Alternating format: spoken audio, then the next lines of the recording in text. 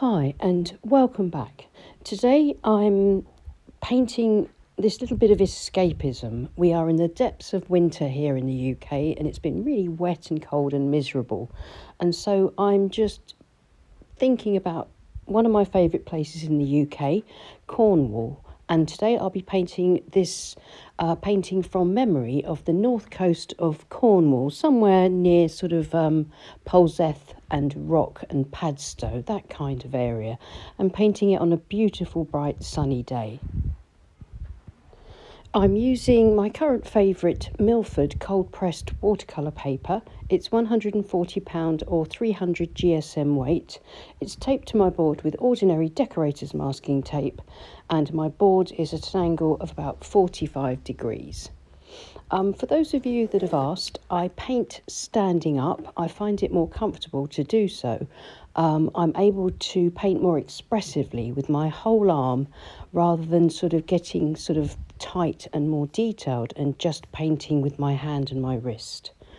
Now the first thing I'm going to do is I'm going to draw in my distant headlands.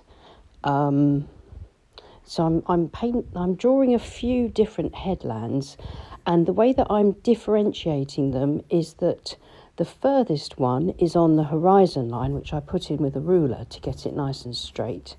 The second one comes down a tiny fraction below that.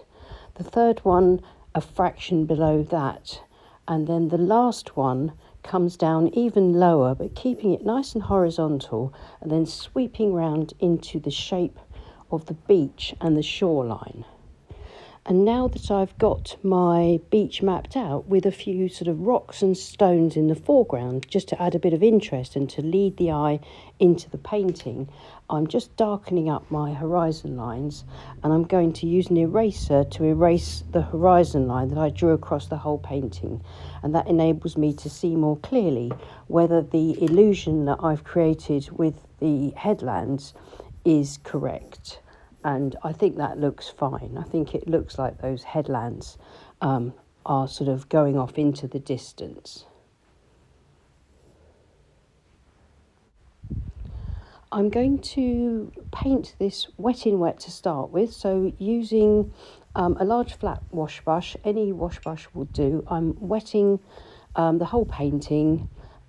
If I leave a few dry patches, I don't mind, but I'm looking to wet the painting all the way down to the horizon line, then down into the sea. And I want to paint the sea and the beach and the sky all together. That's the intention anyway, and to keep it nice and simple and nice and fresh. I'm going to use raw sienna first, and quite a weak wash across over my hills into the sea and the sky, just to take away from the white of the paper and add a little bit of a sunny glow into the sky and the sea.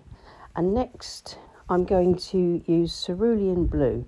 I'm going to darken it up a little bit. It's not quite enough there because of course watercolour always dries back a lot lighter. So I'm making sure I get a nice strong cerulean blue across the top of the page, feathering it out as I meet that raw sienna, being careful not to over blend.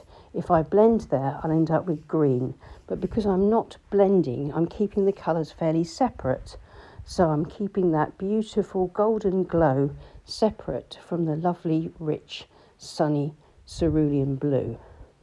And now into the sea, and when I get into the sea, I'm going to leave some white unpainted paper to show broken waves sort of gently lapping at the edge of the shore. Using mostly horizontal brush strokes, and then washing out my brush and applying some more raw sienna in a wash across the rest of the beach.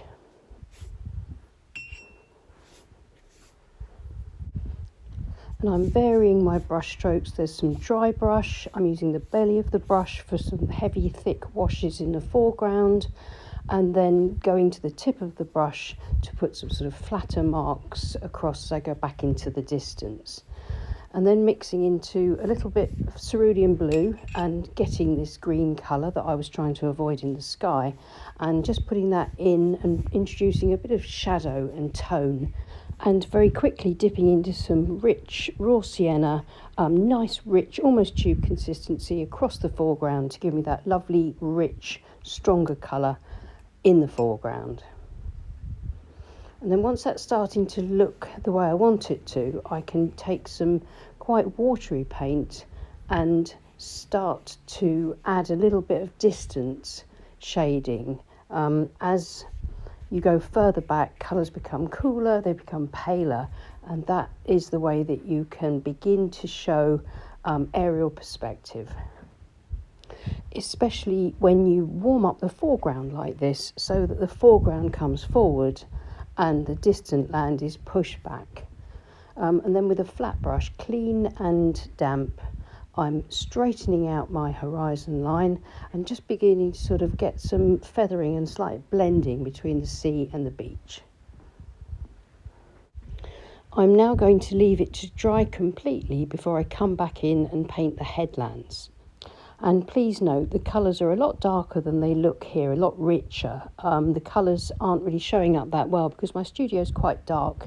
It's quite a dull day and it's hard to get the right colours, but I will get a good shot at the end that matches the way the painting looks in real life.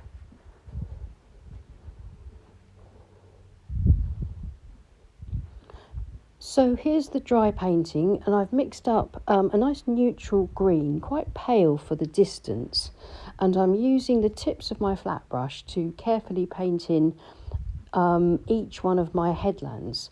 I'm going to paint them in sort of separately. I'm going to try and get that sense of depth and distance by making the paint gradually richer as I come forward. I'm keeping a nice wet edge so that when I go in and add more paint into those areas, they will softly diffuse. So I'm using plenty of paint in my brush, and I'm paying particular attention to where each headland meets the sea to keep that differentiation between each layer of headland. I hope you can see that I'm slowly using slightly richer, drier paint, and it's giving me that darker green. Now I've added some cad yellow to my mix, and I think you can see it's much brighter for this foreground. I'm going to also add some texture to this one, this closer headland, just to suggest more of the sort of grasses growing in the distance and the sunlight hitting it. Whereas the other three headlands are going to be a lot more muted because they're further back in the distance. There'll be less detail. Swapping out to my flat brush just to continue with some slightly subtler mark making, and then I can use the tips of the flat brush to flatten out the bases of all those headlands, again to keep that differentiation.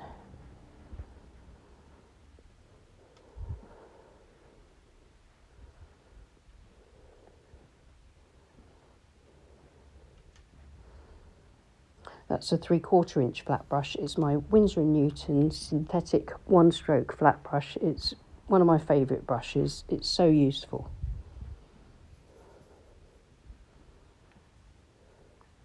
Now I've dipped into some burnt umber.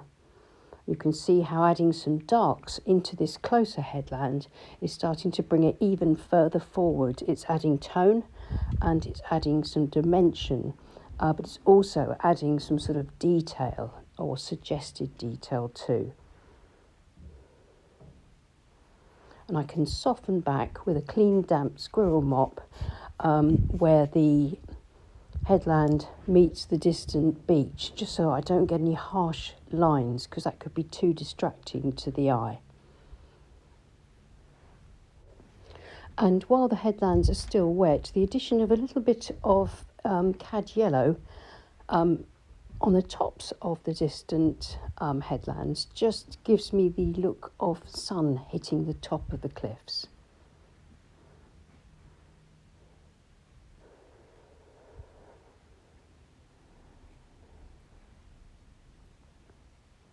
So now I've just dipped into a little bit of Paynes grey, and I'm very gently touching it against the shoreline to add a little bit of shadow, not too much, but I'm going to start working on the shoreline and the foreground now.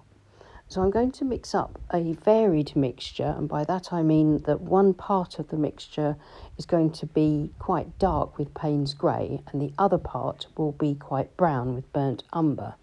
And I'm dipping into it and using mostly the corner of the flat brush and the tips.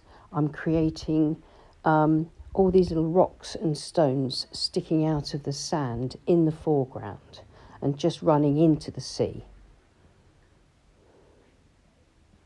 Trying to keep everything oriented in a sort of horizontal way, and that keeps everything looking flat and grounded.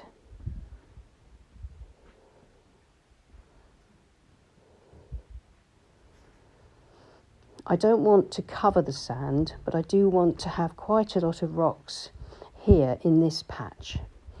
And the idea of this is to use this to lead the viewer into the painting at the bottom left, and then the viewer will look around the sweep and the curve of the beach and then across the different headlands and then up to the sky, so that we have a sort of a reverse V-shaped composition, sort of the V is on its side, and that's what I'm aiming for. And I've just dipped into a pale mixture, a watery mixture of Paynes grey and cerulean blue, and I'm using horizontal brushwork just to further define the gently breaking waves and the shoreline.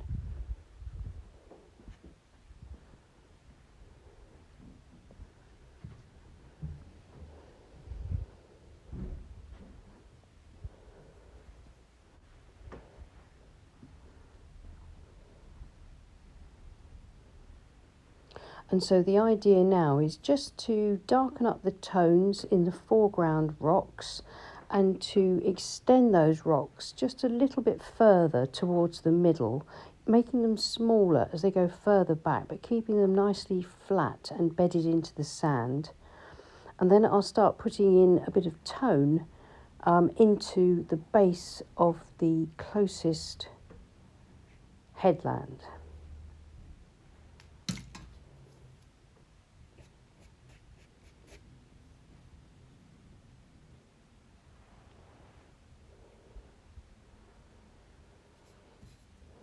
So this is that same colour, Paynes grey, burnt umber mix, and I'm just going to darken up the shadows at the base of this headland, and then I will actually darken up the bases of some of the other headlands as well. Trying to keep it fairly subtle if I can, so that the more depth of colour and detail that we have closer to us in the first headland, that keeps that headland sort of further forward, whereas the paler ones with less dark, less detail, recede and go further out into the distance. And I think I'm just going to put a couple of these very characteristic sort of rocky islands that you get just offshore on the north coast of Cornwall. And I think that just finishes that illusion of distance really nicely. Now I'm just going to glaze over the sand with a very watery mix of cerulean blue and raw sienna, and that just adds a little bit of shadow. And then I can touch in a few little details of stones and rocks just on the right side, and that just helps to finish off the composition.